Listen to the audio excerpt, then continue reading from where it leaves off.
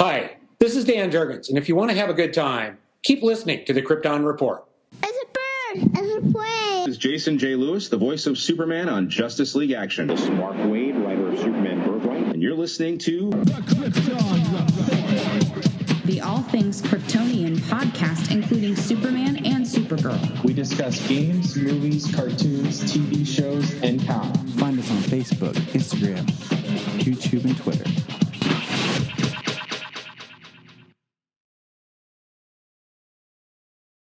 Hello, everybody. This episode is a special episode. It is the audio to a panel that I was part of on a recent Superfriend celebration. It was a virtual con, and it was awesome.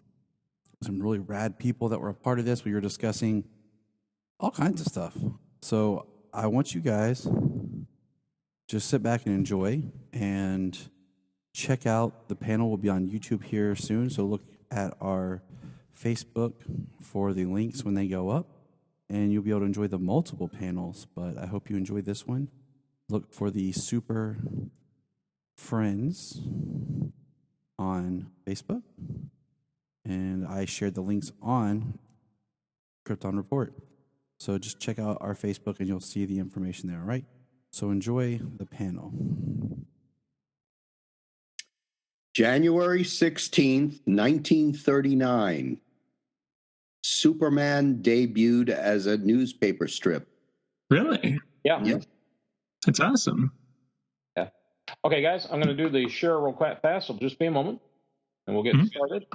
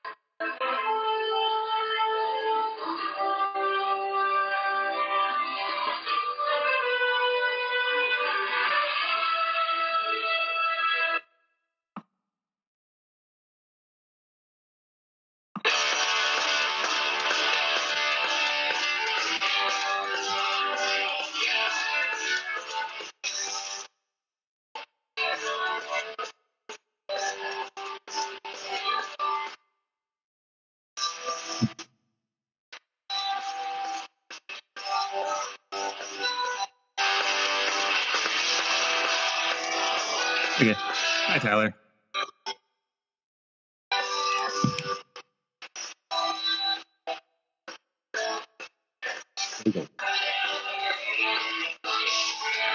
Hi, I'm Peter Alden. And I'm Pete Gould. Join us each week on the Adventures of podcast. We talk about heroes, both super and otherwise. Although we focus mainly on superhero, sci-fi, and action shows of the 70s and 80s, we also talk about classic superhero TV shows from the 50s and 60s, as well as movie and radio serials, cartoons, power records, and more. We also chat with some of your favorite heroes from those groundbreaking TV shows. Hi, this is Burt Ward, Robin from the TV series Batman. This is Shannon Farnan, the voice of Wonder Woman on Superfriend. This is Michael Gray. This is John Davey from the TV series Shazam. Hi, this is Kathy Garver, Firestar on Spider-Man and His Amazing Friends. We even have special visits each and every week from Captain Marvel himself, John Davey. New episodes drop each Saturday morning at 10 a.m. You can find us on Anchor, Apple Podcasts, Stitcher, Google Play, iHeartRadio, or anywhere fine podcasts are heard. Follow us at the Adventures of Podcast on Facebook and themeparkology.com. Cool. Yes. And we're back for folks joining us right now, or if you're on YouTube seeing this later. This is the first panel for the 2021 Winter Virtual Superfriend Celebration. We are going to be discussing today how clothes make the man, specifically the Superman. I'm Dan Johnson. I'm one of the organizers of this event, and I am going to be turning it over to my friend Brad, who will be moderating this panel. Hello. Hey, Brad. Good morning. And I was going to ask our panelists today if they'd like to take a moment to introduce themselves to the audience. Who wants to start? How about you, I'll Jeff? Start. Jeff, you can start. You were here first. Go ahead. Okay. My name is Jeffrey Breslauer. I'm an actor, writer, voice artist, and puppeteer. And I was a guest star on The Adventures of Superboy back in the late 80s and 90s. And if you've ever been to Six Flags across America in the Batman stunt shows, I'm the voice of the Joker. Nice. It's awesome. Yes. So I have certain superhero connections. As a matter of fact, on The Adventures of Superboy, I got to work with Noel Neal and Jack Larson. That's the original Lois Lane, and Jack was Jimmy Olsen in the 50s TV show. Arguably, probably still maybe the best Jimmy Olsen. But that's debatable. Mm-hmm. She did a great job. They all did. Phyllis Coates, Noel Neal. I think Phyllis Coates had the best scream in the whole world. Oh yeah. Her and Sybil Shepherd. Well, Joel, since you're up, how about yourself, my friend? Me? Thank you. My name is Joel. I am a paraprofessional in a Department of Education with special needs children and high school age. And I love superheroes, especially Shazam and Isis, and Superman with George Reeves, and that's the whole series type of thing. I love Yvonne Craig's Batgirl, Lindsay Wagner's The Bionic Woman, Linda Carter's Wonder Woman. But Isis is my favorite, most important. So that's who I am. Happy to be here. Thank you. Awesome. Tyler, how about yourself? How about you go next? All right. Hi, I'm Tyler, one of the hosts of the Krypton Report podcast, where we talk about everything Superman related. You can see behind me is my Cave of Solitude in my Superman apparel. Nice. So I'm excited to be here talking about, don't really need an excuse to talk about Superman, but it's just kind of nice to get to chat with some new people. Same here. And James, how about yourself? Well, I'm James Cole. I am the co-host to the Krypton Report alongside Tyler. My Superman stuff is over there. Can't see it. But, yep. I'm excited to talk with a bunch of people. Awesome. Tyler, not Tyler, but Brad, you go ahead and get started. I've got a download that I'm going to get real fast that we have for your presentation. So go ahead and get started, and I'll be back in a moment. Sure. You should have said back. I guess we'll first talk about is just the costumes. The beginning of the costumes, like the very first concept art of Superman from 1937, 38, before Action Comics #1 came out. It's he has the original S shield that's like a police badge kind of. Instead of his traditional boots, are more like Roman type boots. Like not sandal ones, but like the sandal parts or the hook parts, like on the heels. Yeah, lace ups. Thank you. What I've come to notice is I always thought there was one variant of it, but actually there are two variants of it. There's one where his boots are red, whereas the other variant's blue. You can see my screen. You might not be able to, but yeah, it's kind of reflecting a little bright there. I think it's a really cool classic look. I know it wasn't really used that often in the comics because later on it got changed some more before he debuted in Action Comics #1. But I think it's always a cool look. And when I actually went to my first Superman celebration in 1938, right, in 2018 when it's the 40th anniversary, they actually had a cosplayer who was cosplaying as that. He did a really cool, good job. I think it's a very underrated, underappreciated suit. Exactly. I liked when they did the cover art for Action 1000, and it was kind of represented in one of those alternative covers. It would be nice to kind of get to see. I mean, the closest we have to anything like that in live action was Ray Middleton at the World's Fair. That was more of the suit that he wore. So like the tangibility of that suit existed, at least one point in time.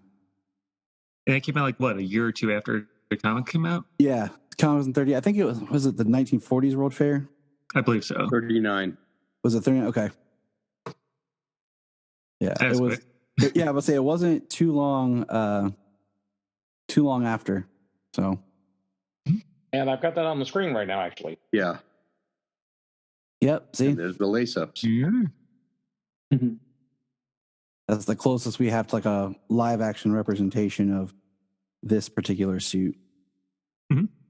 In terms of merchandise, I do know DC directed an action figure of that years ago of that suit, of the original concept art suit. But to my knowledge, it didn't have like the lace-up boots.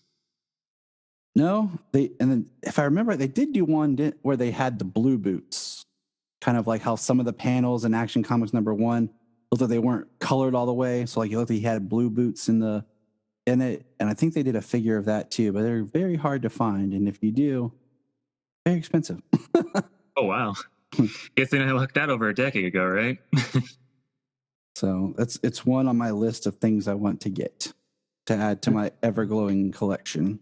It almost sounds like the a takeoff on the costume that Mayo Khan wore. Mm-hmm. Now, when was this? I'm sorry, I missed something before. This Mayo Khan claimed at one point to be the original body reference. Oh yeah, Joe Shuster's Superman drawing. And he wore a costume that was sort of like that. And everything seemed to be a very muted steel blue type color with the steel blue boots. And his was a white shield with a steel blue S on it. So it was almost like black and white type of a thing. I did want to mention one thing. Now, like I said, this is the World Series, not the World Series. Sorry, I'm still waking up. World Fair. Hear me now. Yes. The amazing thing about it is this is only less than 2 years after the character came out, and this is back in the day before mass media. This is before television. Mm-hmm. Yeah. John, we're joined now by John. John, you want to introduce yourself real fast? Can anybody hear me? Yes. We can hear you. Yes. Okay, I've been trying to get on since 8 o'clock. How you doing, guys? Good. Doing good. Fine. Okay, let me see if I've it's like grandpa and the technology here. Let me see if I okay. I think we're squared away finally at last. There you go. John, we're glad to have you with us today. My name's John. Thank you. I'm glad to be here. I've been participating in spirit anyway since 8. We were just talking about Ray Middleton's Superman suit from the World's Fair, which I was just mentioning the fact that this was less than 2 years after the character debuted in the comic. And 1939 is just a year later, really. Yeah. The thing is, if he debuted in June 1938, then the World's Fair would have been the following summer. Yeah. The thing is, before mass media, this is before what we think of nowadays: Twitter, Instagram, the internet, Facebook. Television. Mm-hmm. And this was such a recognizable suit even back then, even that time period, to be able to be seen by so many kids and recognized instantly, I think speaks to it, to the design, I think. Well, that's interesting. I didn't know. I know very little about either what Mayo Khan did and what Ray Middleton did.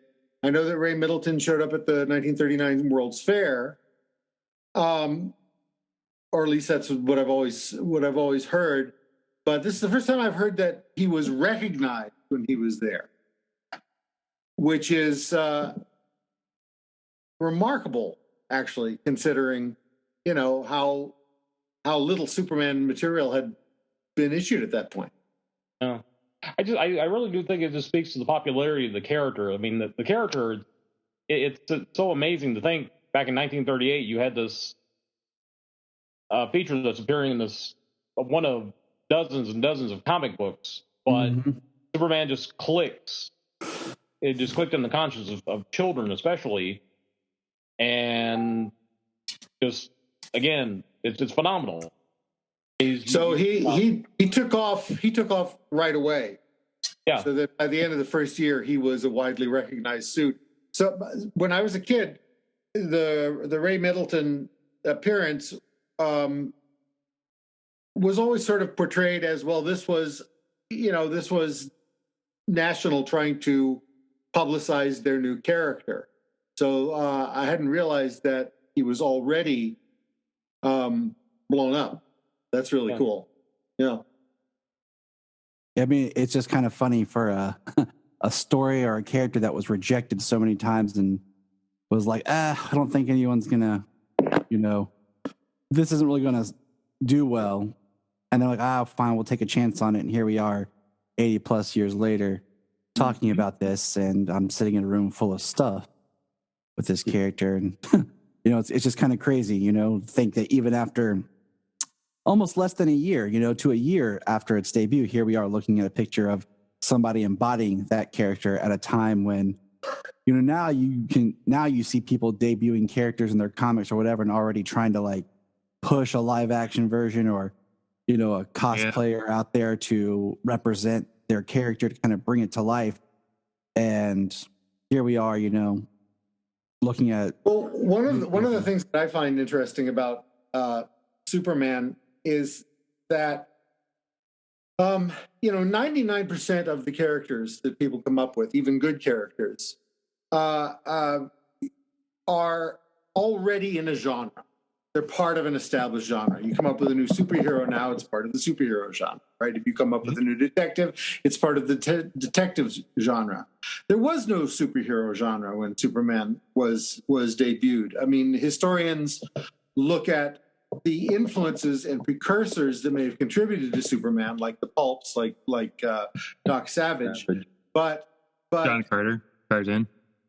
Yeah, and and people talk about Hercules and Gilgamesh and all this kind of stuff. The reason all the contributing influences on Superman are so diverse is because he really was new. He wasn't just establishing a new character. He was establishing a new genre, establishing a new cultural trope, a new cultural myth. And it's really rare when something really genuinely totally new and different not only shows up but catches on right away. Mm-hmm. Not only that, just to see the character survive these many years, whereas all those other characters we all mentioned before, kind of faded out or aren't as prevalent as they were back then. Well, you can look at any popular franchise, Batman, Doctor Who, Star Trek, Star Wars, Harry Potter, any franchise that has become part of our cultural mythology, and you can generally identify its precursors easily and immediately. But Superman, in the creation of that character, the idea for that character, the unique sort of visual tropes of the superhero, that stuff was really out of left field and really new. People can say, well, it looks sort of like a circus acrobatic costume. And yeah, sort of, maybe it does a little bit. Or it looks a little like a strongman costume. And yeah, maybe it does a little bit. I mean, you think of strongman costumes and you think of, leopard onesies, shoulder onesies and stuff like that, or tank tops. So, yes, the costume conceivably has things in the culture before it that influenced it, but that's so different from saying, well, Harry Potter is about is part of the fantasy genre with direct precursors in everything from Tolkien to Wizard of Oz to the ancient myths. Batman is close to original, but he's really the first character that was created because of Superman. Right. So he's already part of the genre. Superman was creating the genre. There was nothing like it. There was nothing like Superman before Superman. I was going to say we had one of our folks watching, Joe Avent, who said that Ray portrayed Superman during the Superman Day at the July 3rd, 1940. Oh, okay. So 2 years. That would have been, he would have hit big by then. Still very impressive, though. Oh, yeah. And by the way, as a frame of reference, this is the Mayo Khan costume. Ooh. Cool. Yeah, he looked great, didn't he? I like that. Mm-hmm. Classic pose. Looks like no. Where did Mayo Khan appear? What was his deal? I have really no idea. I think he was a. I don't know whether he just said that he was the body reference for Joe Shuster, but both Jerry Siegel and Joe Shuster denied having any connection with Mayo Khan. So I really have no idea. You think maybe he's just like the first cosplayer? Maybe. Could it be like, here's a guy, he saw Superman become very popular. He was like, well, I'm physically fit. I'll put on a Superman costume and boost my, Or maybe or something. Maybe one of his friends said, hey, I'm seeing that issue of Superman. You look like that guy. Yeah. Oh, well then, yeah. So he could be the very first cosplayer for all we know. Yeah, I think because I've been a Superman fan probably longer than any of you guys. I've always heard that Mayo Khan was kind of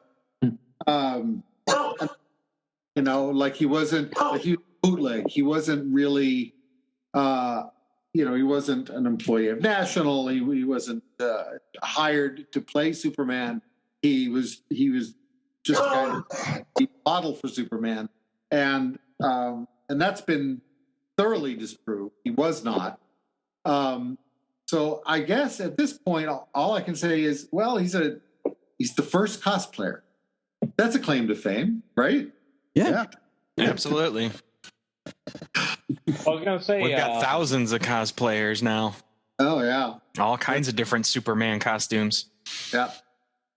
Well, and as a shout out, Charlie, you don't need to make a shirt of that one. Of Ray Middleton? Especially not of Mayo Khan. Oh, no. I did do artwork for the Ray Middleton thing. If you guys may have seen on YouTube, there's footage with all the guys and little girls wearing a white Superman shirt patterned after Middleton's. I don't know if it said Superman because it's so out of focus, but so I started working on it, and I just finished the 1938 from the cover one. I'll grab it here in a second. But I have so much fun with it. And of course, George Reeves and all that stuff. Jeff, I know I'm friends with you, but I don't know if I'm friends with anyone else on Facebook. I haven't started clicking off to see, like, who am I friends with here and all that. But we're about to be if we're not. So yeah. Same here. Just be keeping your phone. You're like, oh, hey, look, I got a request. I'm like, yeah, that's me. I have my phone here. I'm looking. I said, okay. Well, I was going to say, Kelly. Hi, guys. Hey, Kelly. I was going to say, Brad, did we lose Brad? Oh, no, I'm still here. Dog was barking. Okay. Oh, there he is. I thought we dropped off there for a second. I was going to say, I know we got sped to fight crime. I was going to say we got a little off track there, but I was going to turn back over to Brad. Brad, what do we got next? As far as before we go back to that, I was just going to say with the Ray Middleton costume, I didn't notice this until now. It's the first Superman album that has black in it. Yeah. that actually predates the Max Fleischer ones, which I find rather interesting. I'm kind of curious, maybe did that influence them a little bit when they were making the animated shorts, or maybe not? It did what in the Fleischers? Yeah. What? Well, of Ray Milton and his Superman, you notice his emblem has some black to it. He's the first Superman S to have black in it. Well, we actually see the color. My guess is about black. Comic book art is black and white line. Mm-hmm. And I think, and the same thing really applies to, you're talking about the black field instead of the yellow field on the emblem? Yes. Yeah. Oh. I mean, my guess is that Fleischer just did it for visibility, because if you can have ink and one color, that's less likely to screw up or jitter than if you're trying to put two colors together. Yeah. In other words, there's the ink department. In those days in animation, there was an ink department and a paint department, and the ink art would be inked on the front of the cell, and the color would be applied to the back of the cell in what they call reverse painting. And if they were going to be doing red on yellow, paint was applied in a somewhat more hurried fashion, perhaps. So the S would have jittered around a lot when it was animated, because it would have been next to impossible for the paint artists to draw it that precisely in paint. So the black was added as a way to simplify and fortify the S emblem for ease of animation. I think it was just a practical concern of animation, that if it's there in the line drawing, then you don't have two different paint colors mixing or smearing or trying to line up exactly to register properly in the camera. If you just have a black line filled in with a flat color, it's just more practical for an animator. I'm an animator. I can testify to that. I started out painting animation cells in the early 80s, and we got to animate for IBM a 1938 version of Superman flying into the frame, and we went with the Fleischer colors with the deep blue and all that. And I tell you what, the painting the S and animating the S over and over again to keep it, looking not symmetrical, but keeping its form is. I don't recommend it at 24 frames a second, but it was fun. So anyway, that S was simplified for that reason, I think, at the time too, until they made it into the form that it later took. Yeah, and it kind of works in the Fleischer cartoons, I think, too, because there's a lot. It's somehow more noir, and those cartoons, as beautifully bright and colorful as they are, also have kind of a noir feeling to them. All the shadows and all that. Yeah, a lot of use of shadows, good use of night, good use of the city, really, as a character. Oh yeah. Yeah. Can you imagine if Batman and Gotham City were done by the Fleischer Studios? Oh man, that would have been outstanding. Outstanding. Well, we had to wait for Bruce Timm in the 90s. Yeah, just gonna say that. But I will say that the black shield with the red S on it, to hearken forward to Brandon Routh in The Crisis on Infinite Earths, describing why he changes to the black, is because hope shines through the darkness. It sort of harkens back to this. I've always liked the black, where where Superman was the first animated superhero, and it sort of indicates the whole with all of his adventures hope shines through the darkness against the villains, against the mechanical monsters, against all of that. So I like that. Ties in. Yeah, I like that. Well, it's also very important to remember too. This was at the very beginning of World War II, and I think there was a great need for escapism at the time, and I think that's where the larger than life characters like Superman, the superheroes that you were seeing beginning at the golden age of comics, I think it just really kind of fed that sense of we need something to believe in, we need something to inspire us, and I think that kind of ties in what you're saying too, Jeff. True. If we had a real Superman and a real Wonder Woman, we could have saved millions of people. Oh yeah, we hope. Well, I tell you, here in California, every time I'm driving along the 110 and not the 110, the 101, I pass by the LA County Courthouse, and I say to myself, "Superman, where are you?" You know, because it's the Daily Planet from the TV show.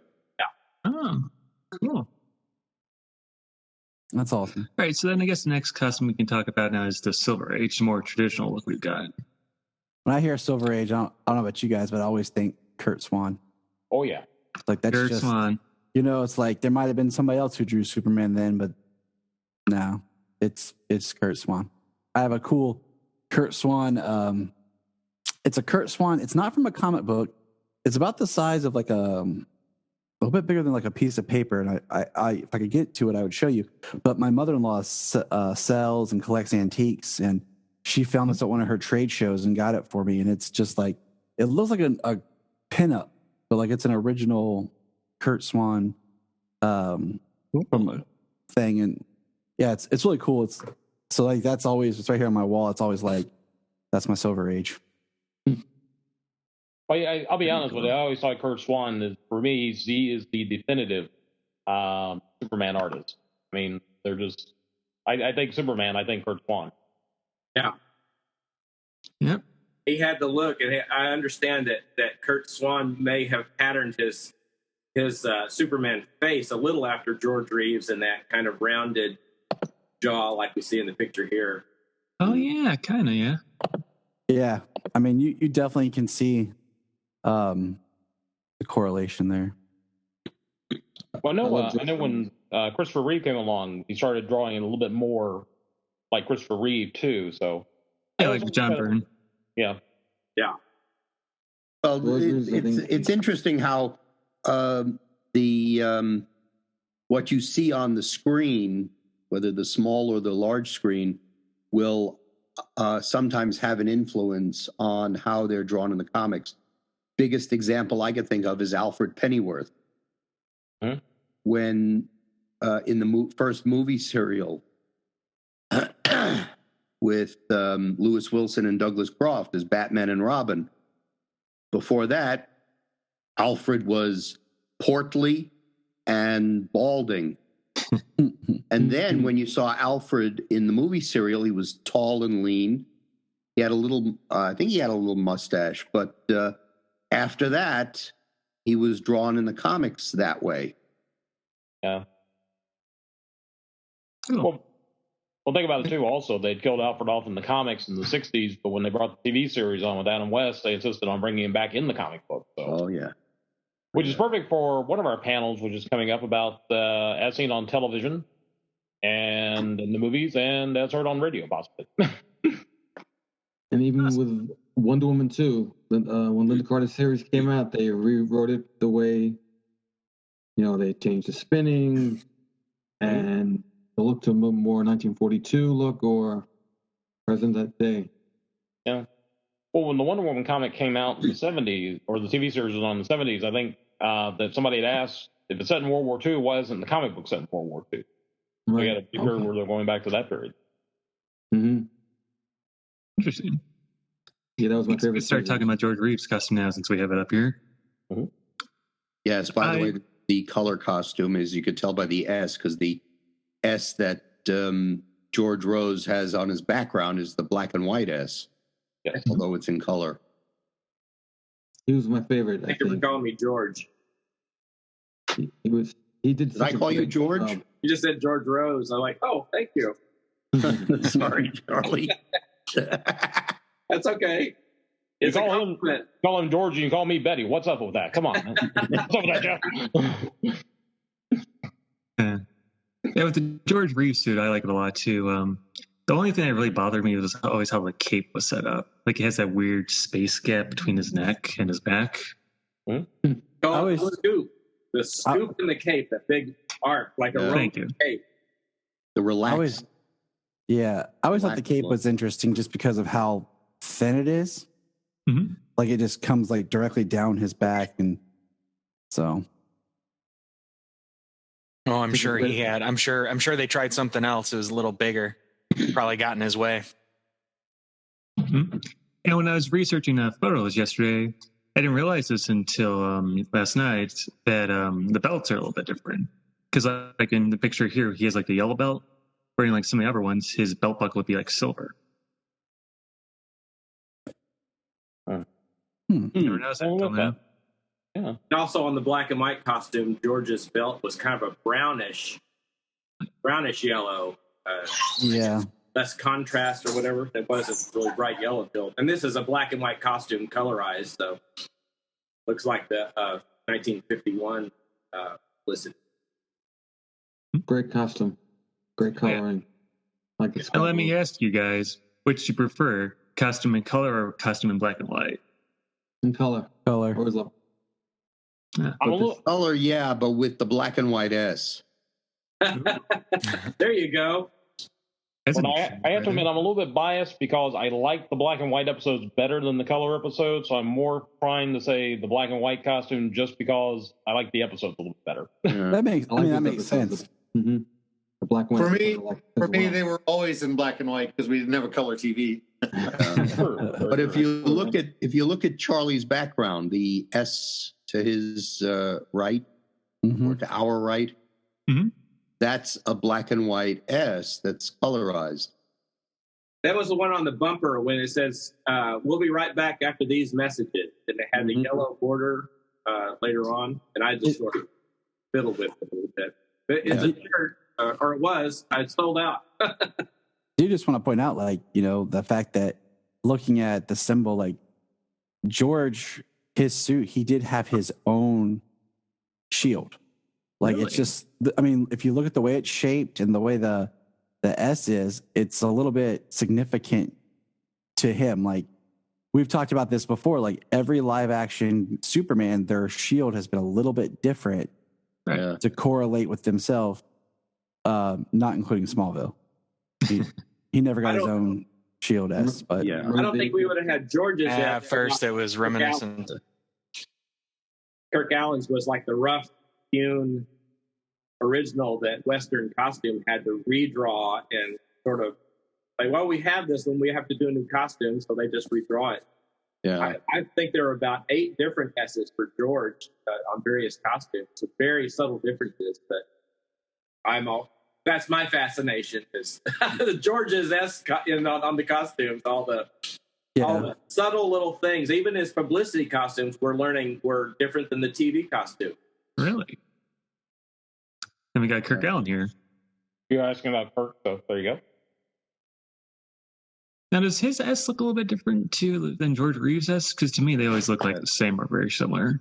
Well, George's was sort of like a jumping off from Kirk Allen's. Yeah, but it was cleaned up a lot. I feel like Kirk Allen is the best looking. Yeah, I like Kirk Allen Superman too.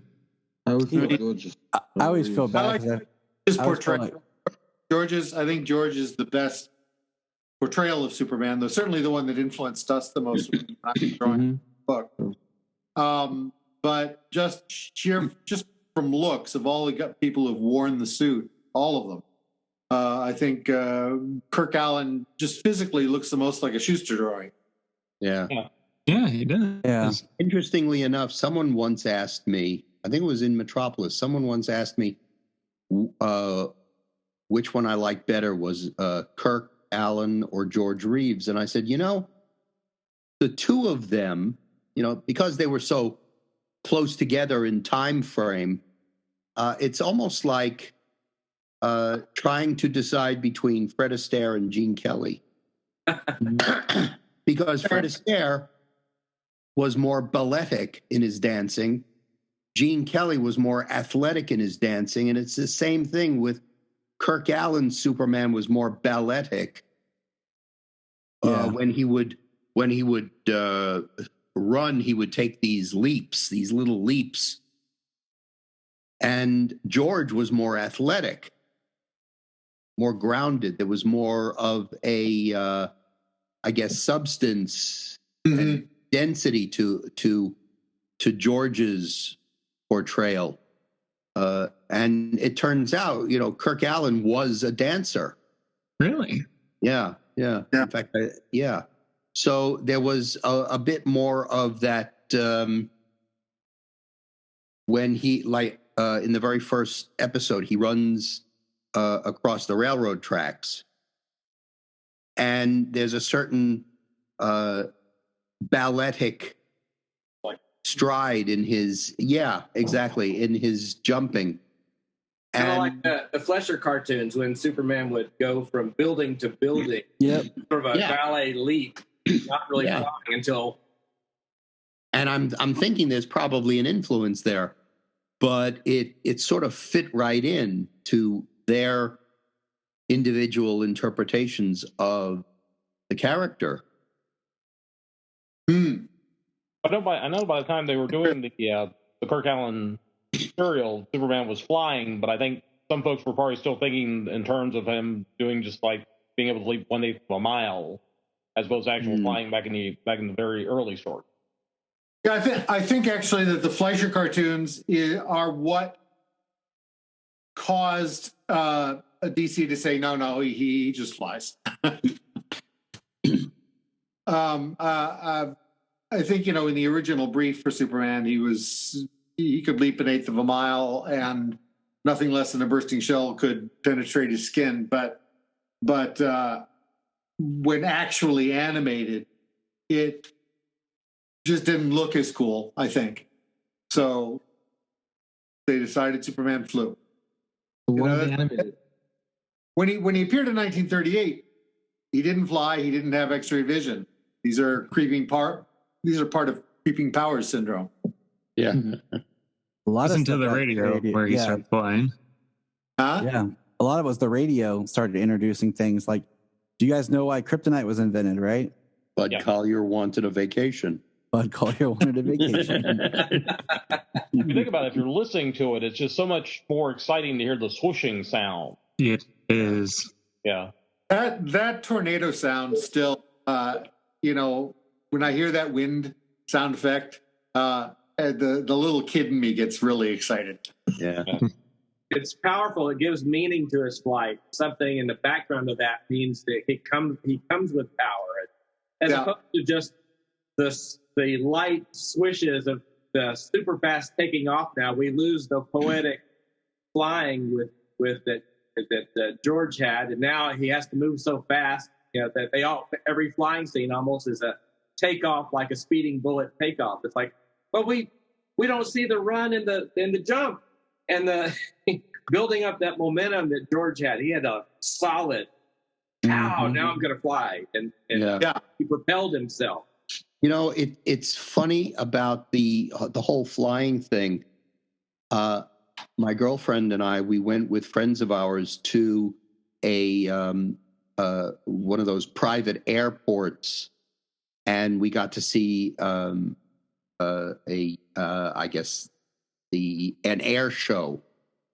And you see all of these biplanes and these old time planes in flight doing their stunts and everything like that. And it occurred to me that each of these planes, and they had some jets there too,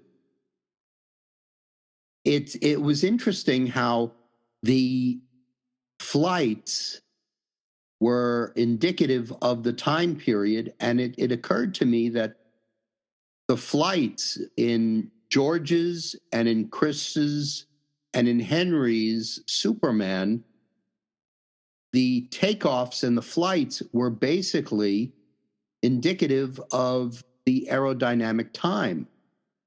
George would run and leap as if there's a runway.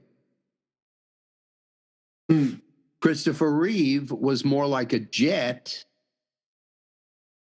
and Henry would take off like a rocket. Oh, that's interesting. Makes And sense. it never occurred to me until I was watching the old-time planes going by, and then I would be watching the jets go by, and it's like, huh. Mm-hmm. So it pretty much solidifies each Superman in that time, in their time period. Yeah. Well, the sort of meditative quality of Christopher Reeve pausing in the air in the clouds and being able to hover was sort of like 1970s crystals and new age thing. Yeah. Now he can pause in midair. He doesn't have to continue flying. He can just, I'm going to sit here and think about this. Yeah, as opposed to the Woodstock people who only imagined that they were doing that.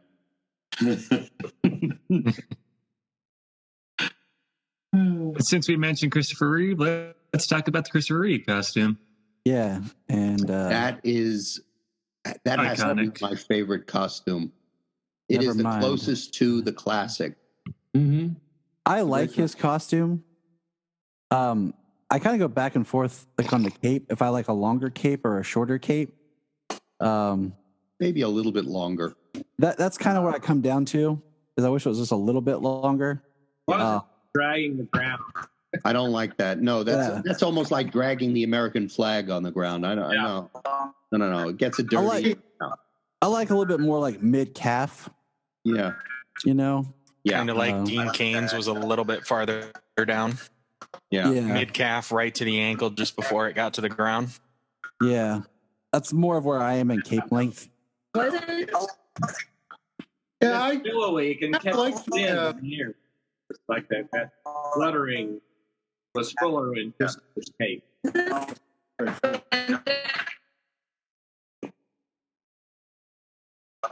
that you, Kelly? Hey, Kelly. My sound is starting to... I guess she's stuck in the Phantom Zone. No. Yeah. What did you do to get stuck in the Phantom Zone? So It's only allowed in garbled audio. Somebody's gonna have to go get her. I did want to say one thing. We were talking about the look of the actors. Spandex a new material when this movie came out. So, yep, that's me. Hi guys. Sorry, I'm trying to go around one. I can only three Yes, people. I am. Can you hear me? Yeah, we can hear you. Just can't see you. I can hear you. So many things. I did want to say just one thing real fast. We were talking about the actors who portray Superman. For me, with Reeve, all the other actors, George, I think had that quality about him, but Reeve especially. You put the costume on. There are other actors who play Superman. Reeve put the costume on. He became Superman. I mean, he just, like I said, he just embodies everything you think of the character having on the comics page and everything. It just looks like he stepped right off the page. And like when he flashes as Clark and then lifts up himself. Yeah. Superman. Yeah, not just the physical change, but he exuded a confidence about himself. Like you could imagine that his Superman was that good and that caring, that hopeful. Interestingly enough, the thing about Christopher Reeve, and especially in the first movie, going back to what Joel said about the slouching and the coming back up, from the scene where Clark wants to tell Lois, who's busy getting dressed and ready to go out with him, and he takes off his glasses and he expands to his full height. Mm-hmm. There's one other thing that no other Superman took up, and I never understood why. Clark and Superman part their hair on opposite sides. I never noticed that. If you look at Christopher Reeve's Clark Kent, his hair is parted on the right. If you look at Superman, his hair is parted on the left. Different magic. And interestingly enough, it does something to the viewer, and it subtly changes the appearance. That was one of the things that made you believe that it wasn't just the glasses.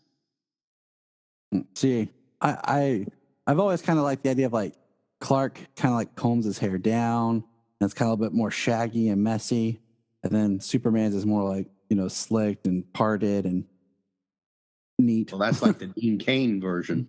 So, but he did both. Now that you so you say that, Jerry, like I'm sitting there thinking, like All-Star Superman. Yes, I totally see the part now. Like I sitting here thinking about it, and yeah, he played both nerdy and that was the only thing that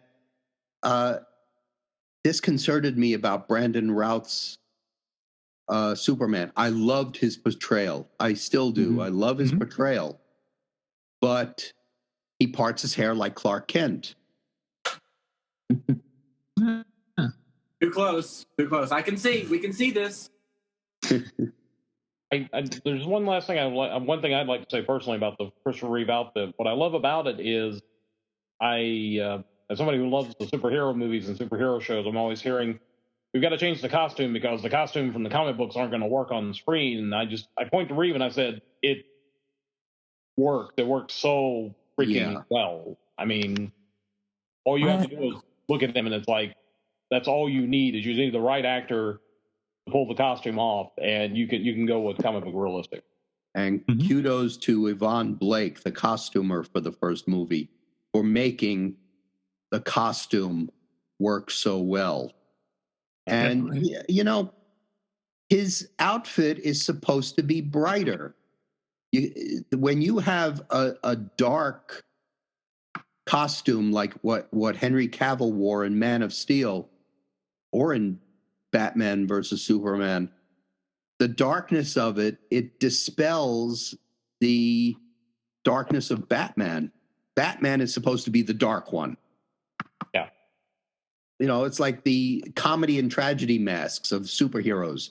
Superman is the bright character, and with the brighter colors, symbol of hope. Batman is the dark knight of Gotham.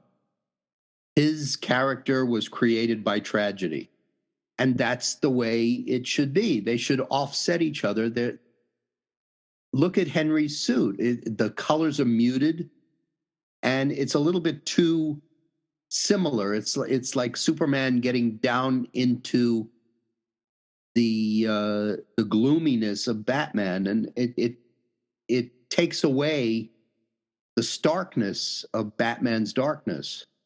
For a long time at DC, and certainly with the movies at DC, there was, well, perhaps I should say at Warner's, there was a generation of people there that thought that, well, because Batman is successful, everything should be like Batman. Yeah. And so, you know, in the first season of The Flash's suit was, you know, Grant Gustin's suit was more maroon than red, you know? Yeah. And I think that this has its roots in a sort of a geek shame that really started with X-Men. No, actually, I think it started earlier than that. I think the Batman TV show with Adam West was camp, partly because nobody thought that taking it seriously would work. You know, everyone for generations, people that adapted comic books to the screen thought of it, I think, as sort of slumming, and not really. So they couldn't take it. They couldn't take it seriously. They couldn't even take it at face value. They had to kind of like try and let people know that they're actually cooler than, they're more sophisticated than this kid stuff. And they often, like if you look at old interviews with Kenneth Johnson, for instance, is that the guy who was the showrunner for the Hulk? Ken Johnson for all of his and the $6 million man. All of his interviews, he seems like he's bending over backwards to let people know that he's actually a serious filmmaker, and he's trying to bring sophistication to this kid stuff without really understanding the kid stuff, And I think, and I think that attitude, that the comics themselves aren't good enough, that the intrinsic charm of the franchise that has become world famous somehow isn't good enough for them, and it's got to be something different for the movies because we know better in the movies. And I think when you combine that with the fact that the Batman franchise was the only reliable, was for two generations, the only reliably successful film franchise that Warner's had from its superheroes. It was sort of natural for people who don't understand comics to say, well, everything should be like Batman. And I'm personally delighted to see that changing now. Everyone knows, the DC animation teams get it right. Even the WB shows, which are, it's TV for middle school nerds, but it's really good TV for middle school nerds. They're generally speaking in the Green Arrowverse. They're generally speaking writing from a place of respect for the properties, and they're trying, I think, to run right at the silliness, and because the Flash isn't Batman. The Flash is a bright, happy character with some really silly supervillains, and you can't pretend like it. You can't make it the same as Dark Knight Returns, because it's not part of the intrinsic charm of the character. So the best thing you can do, and I love to see DC doing this, is say, okay, well, we have 80 years of very mixed creations. I mean, the big difference between DC and Marvel is that Marvel was essentially created by two guys, all in the same universe. Yeah. And DC was created by, scores of different creators all working in their own world. So it's a little bit harder to coordinate them. But what that means is that DC actually has a tremendously wide variety of stories they can tell in different worlds that they can tell. You can tell silly, fun, Silver Agey kind of lighthearted superhero fare. You can Marvel tell family. Dark, grim and gritty, street level superhero fare. You can tell cosmic stories, and I think everything can be as different as Batman is from Plastic Man. And I think by running right at that, I think we can look forward to better movies. Well, one thing, it seems that DC is not taking advantage of the wide palette of costume colors, for example. Yeah, I think that's changing, is what I'm saying. Yeah. I think that's changing. I agree with you about the Henry Cavill costume. I think that it's conceptually really wrong. For one thing, the red and the blue are so close in value that a black and white photograph just looks like it's monocolor. Yeah. There's value like difference. Mayo Khan picture. Yeah. There's no difference between the blue and the red. Yeah. And they're yellow highlight. Guys, I hate to stop everybody, but I just noticed time. We've actually got another panel coming up in a couple of minutes. I'm sorry. I'm sorry about that. It's no problem at all. Oh, it's all right. This panel's just been called. We talk a lot. We'll have to do volume 2 of this. Actually, our next panel coming up is the as seen on television, as seen in the movies, and as heard on radio. And actually, a lot of this conversation will be good for that. So I invite you guys to stick around, and let's continue the conversation there. How about that? Yes, thank you, Brad. Thank you, Brad, everyone. No problem. Dan, can you quick play our little ad snippet? I'm getting ready to do that right now. Hang on one second. Perfect. Yep, because we've got not very many vendors, but we want to give them a shout out since they're gonna be the first vendors are doing 10% of all their sales to our cause of the weekend. So we definitely want to give them their due. Okay, hang on one second. Thanks, Dan. Got it.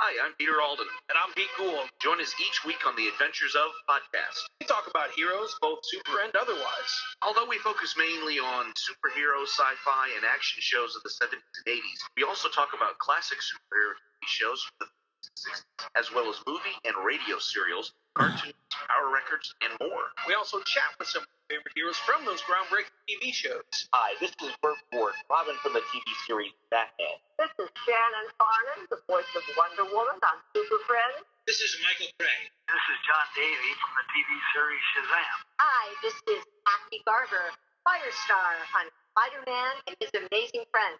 We even have special visits each and every week from Captain Marvel himself, John Davey. New episodes drop each Saturday morning at 10 a.m. You can find us on Anchor, Apple Podcasts, Stitcher, Google Play, iHeartRadio, or anywhere fine podcasts are heard. Follow us at the Adventures of Podcast on Facebook and themeparkology.com.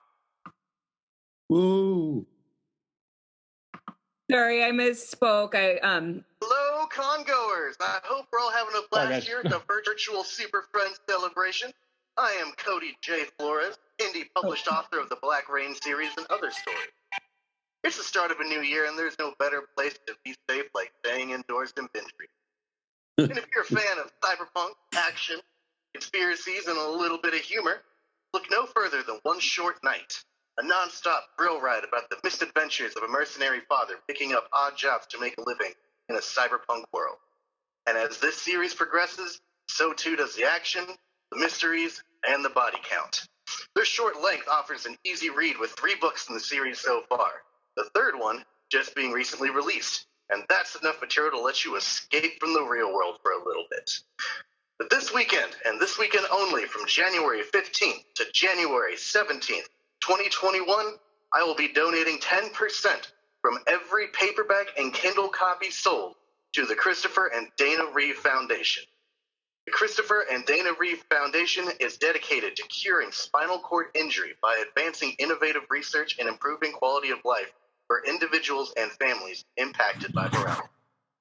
That's right, 10% from every paperback or Kindle copy sold from my collection of published works on Amazon.com from January 15th to January 17th, 2021, will be donated to the Christopher and Dana Reeve Foundation. Just go to Amazon.com and type in Cody J. Flores. That is CODY Flores.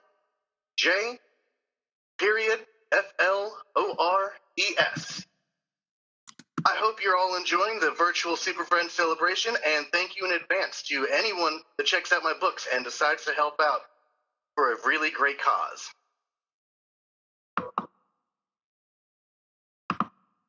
All right.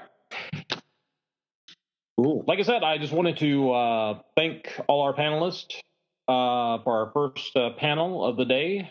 We didn't screw anything up, which is awesome. I appreciate that. Except for the fact I don't think I ever recorded anything. I think I did. I was waiting for Kelly to say something. She didn't do it. So no, we recorded everything. We got everything. I'm going to be stopping right now, though. And then we will be starting up for our second panel of the day, which again is as seen on television and the movies and perhaps heard on radio, which is going to be talking about how different medias have influenced our favorite comic book superheroes. So stay tuned for that. We have Peter Alden, who will be joining us as our moderator. Peter. I am your con monkey, Dan Johnson.